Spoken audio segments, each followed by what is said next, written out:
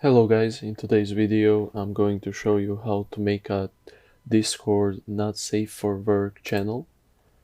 So first of all, you're going to create a channel.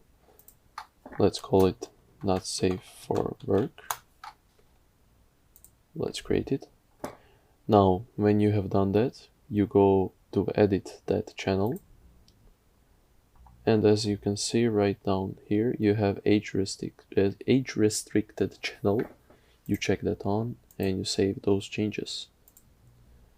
Right now you have an age restricted channel, and basically what that means is anybody who's going to look at that channel is going to need to first confirm their age. You can also do that for your voice channels.